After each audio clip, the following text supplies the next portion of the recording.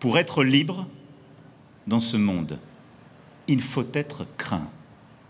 Pour être craint, il faut être puissant. Pour être libre dans ce monde, il faut être craint. Pour être craint, il faut être puissant.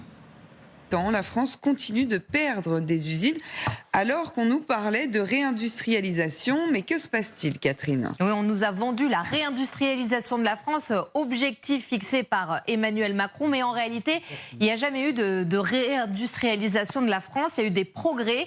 Mais ces derniers mois, la situation, effectivement, a basculé. Avec, regardez, depuis le début de l'année, 23 fermetures nettes d'usines. On a pris toutes les ouvertures, on a enlevé les fermetures et on arrive à ce chiffre net de 23 fermetures. Le semestre précédent, on était regardé à 35 fermetures et en fait 2 semestres d'affilée dans le rouge, ça n'était pas arrivé depuis une dizaine d'années, avec notamment des fermetures d'usines dans des secteurs en particulier, l'agroalimentaire qui a été particulièrement touché parce qu'il y a une stratégie de montée en gamme ces dernières années et qu'on est concurrencé par des produits moins chers venus de l'étranger. Il y a aussi des sites dans l'automobile, on en a beaucoup parlé ces derniers mois, qui ont mis la clé sous la porte. Et puis il y a également des fermetures d'usines dans le domaine des produits métalliques.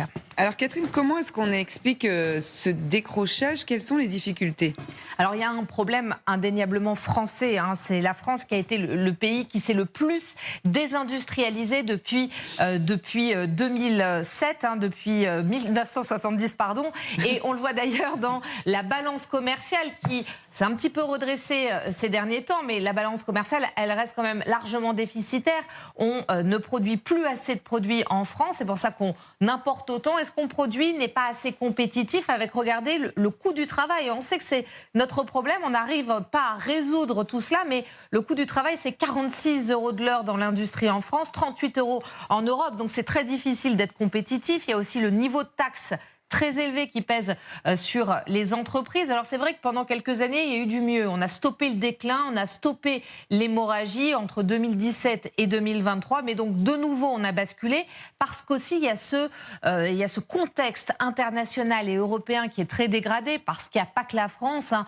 Toute l'industrie européenne souffre. Il y a l'exemple de l'automobile avec ses fermetures de sites partout en Europe. La sidérurgie, la métallurgie, là aussi, ce sont des entreprises qui souffrent beaucoup, des industries qui souffrent beaucoup parce qu'elles utilisent énormément d'énergie et le coût de l'énergie est 3-4 fois plus élevé en Europe qu'en Chine ou aux États-Unis. Et puis l'Europe, il faut le dire aussi, se tire une balle dans le pied parce qu'il y a un trop-plein de réglementation. On est les champions de la réglementation, les bons élèves, notamment de la transition énergétique. Mais le problème, c'est que nous, eh bien, on est les seuls à s'imposer tout cela à nos entreprises et on ouvre notre marché à des produits chinois, par exemple, qui ne répondent pas du tout aux mêmes normes. Donc c'est vrai qu'on est dans une forme de naïveté. En tout cas, on n'arrive pas pour l'instant à se protéger. Et cette industrie européenne, c'est pas moi qui le dis, c'est Mario Draghi, elle est en lente agonie. Donc c'est vrai qu'on aimerait être optimiste, mais il n'y a pas de raison d'être optimiste aujourd'hui quand on parle pour être libre du secteur industriel européen. Dans ce monde, le défi industriel il faut être craint. Relevé. Merci en tout cas, Catherine, pour être craint, précisions. il faut être puissant. On a fait une bonne émission ce matin et on va être très content et on va partir.